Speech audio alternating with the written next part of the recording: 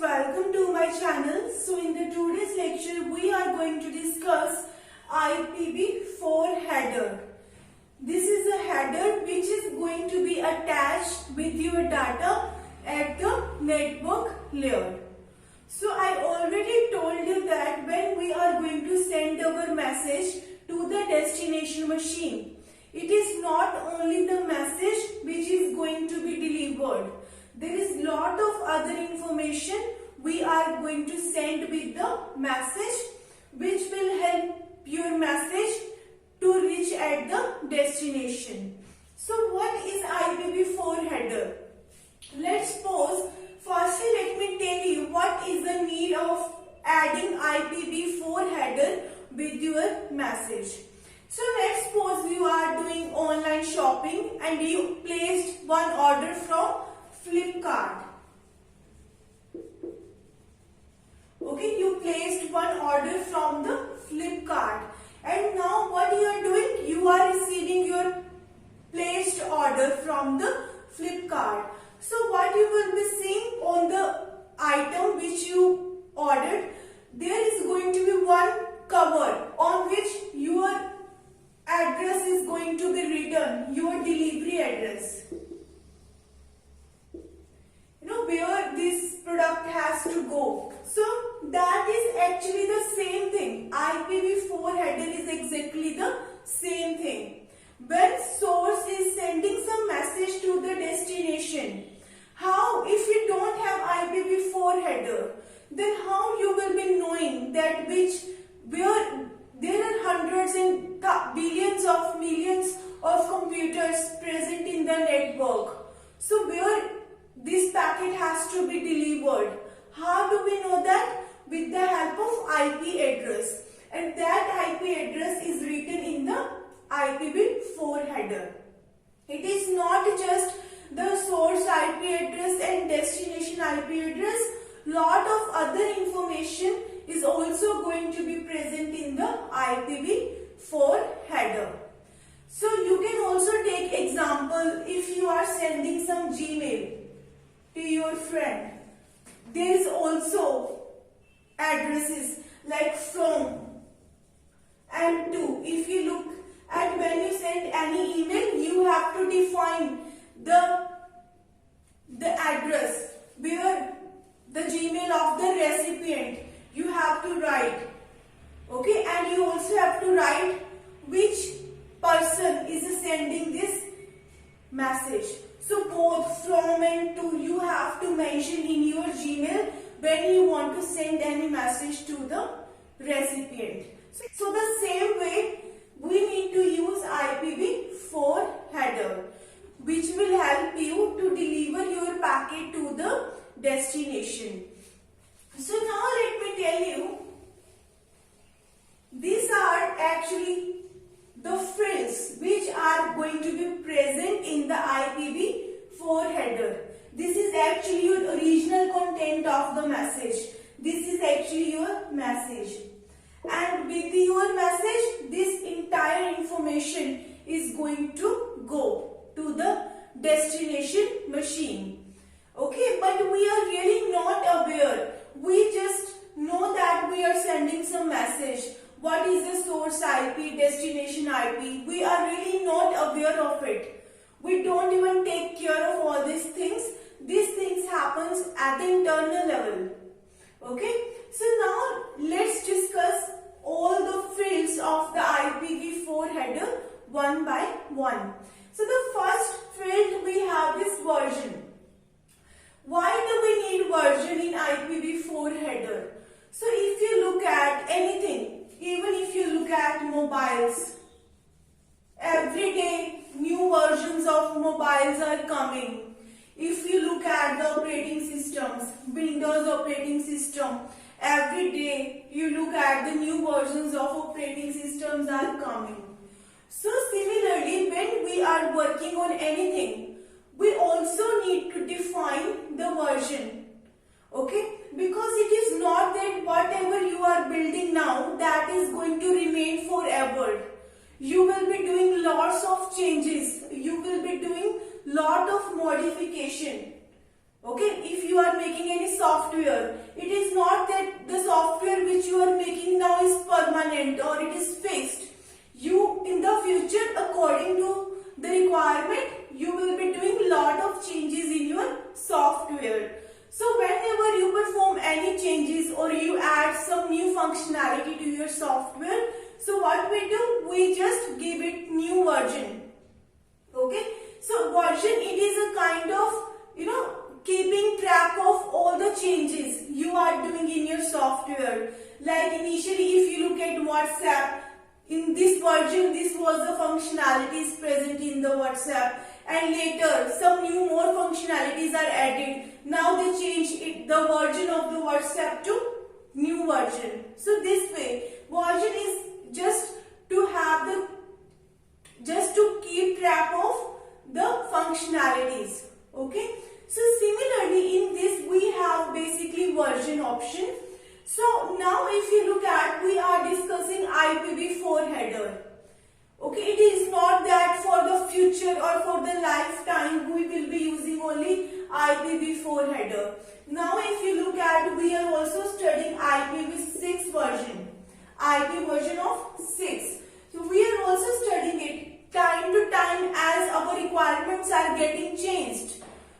As more and more people are accessing the internet, number of IP addresses are getting increased and new functionalities are going to be added day by day. So we are also changing our versions. So each version has its own functionality. If you look at this is IPv4. So this is all the fields present in the IPv4. And when you will be looking at the version IPv6, there are different functionalities of IPv6. Different fields are present in the IPv6. So it is very important to define the version, because with the help of version you will get to know that how we have to process your packet, how to fetch information of your packet. Like in IPv4, if you look at, the version field is 4 bits. The header length is 4 bits. So now you can easily fetch this kind of information if you know IPv4. But if you look at IPv6, different fields are going to be there. There is a chance that header length might be 8 bits. Okay, so we just need to take care of the version, which version we are using, so that we can process our packet. The information of the packet can be processed in that order. So that's why we need to have the knowledge of the version. This is the first field. Now we are looking for header length. Header length is basically 4 bits. Header length is basically 4 bits. If you look at from the first till destination IP is actually fixed. It is compulsory. You have to send all this information till 20 bytes. This optional field is not compulsory. It really depends on your choice or your requirement. But this is really not the compulsory option. But till 20 bytes you have to send your data. 20 bytes are compulsory. You can't miss any field. Okay, till destination IP address. So if you look at, header length is 4.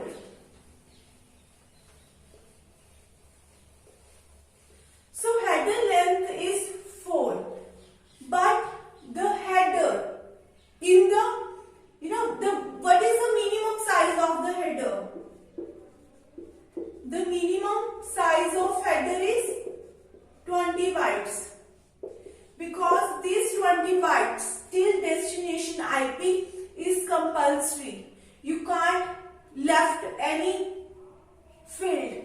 These 20 bytes are compulsory, and this is the minimum size of your IPv4 header. And what is the maximum size you can have? What is the maximum size of IPv4 header? It is actually 60 bytes. If you are utilizing 40 bytes of the options field, you can the maximum size of the IPv4 header can be 60 bytes. Okay. So what is the purpose of the header length? Header length, it is the minimum is 20, the maximum header length is 60. But there is also a chance that header length might vary between 20 and 60. So whatever is your header length is going to be lies between 20 and 60. It may lies from 20 to 60. So we have to mention what is your header length, whether your header length is 32 bytes or it is 42. Whatever is your header length, you have to mention it. You have to mention your header length in this field.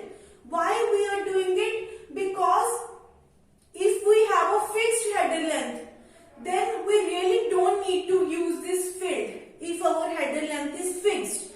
Because if we have a fixed header length, what we can do? We can count that much number of bits. But now our header length is not fixed. It may lies between 20 to 60 bytes, which is not fixed. So we have to store that how much is our header length. Because after header length, you have to get your data. If you don't know how much your header length is, what you can do? You can mix both your header length and data. Because header length is not fixed, so we have to mention the header length so that we can fetch our data after that number of bits. So that's why we need to mention the header length. But the question is, we can have maximum header length. We can have maximum header length of 60 bytes, but with the help of only 4 bits. If you look at, we have only 4 bits of the header length. What is the maximum number you can write in header length is 15.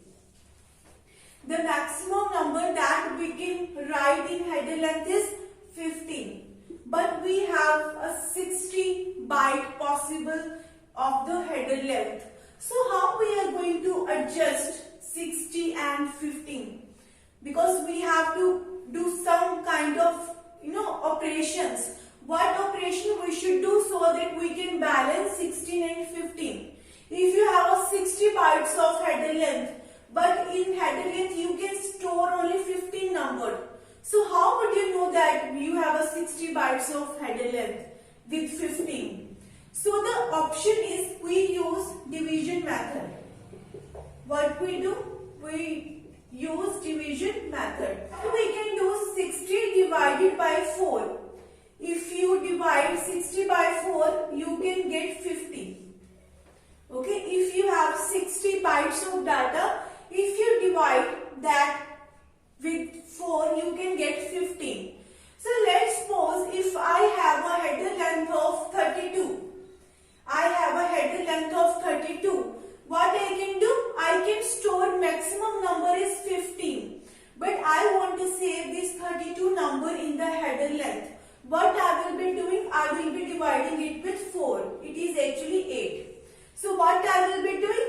8. The number 8 you can adjust. You can write it in header length because it lies from 0 to 15. The maximum number you can write here is 15 and 8 is less than 15. So what we will be doing? We will be writing number 8 in the header length. What we will be doing? 1000. This number, this 4 bits, if you convert it into decimal, it is actually 8. So what you will be doing? You will be saving 8 into the header length. And when you will be processing the header length, what you will be doing? You will again multiplying it with 4 to get the original value. What is the original value? 32 bytes. So just to place the value in the header length, we are dividing it with 4. But when we have to fetch the header length, what we will do later? We will multiply it with 4 to get the original value. So this way we are going to store the 60 bytes of data in the header length. While you have to store the header length value, we will be dividing it with 4 so that we can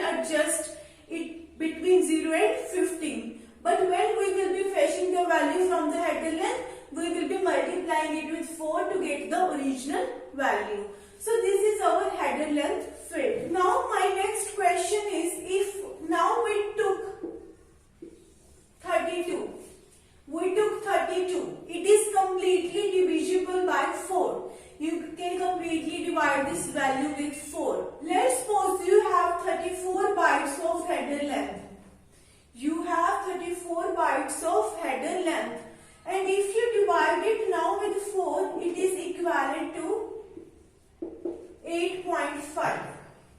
Okay, it is now floating number value. It is a float number. But we can't save float number in the header length.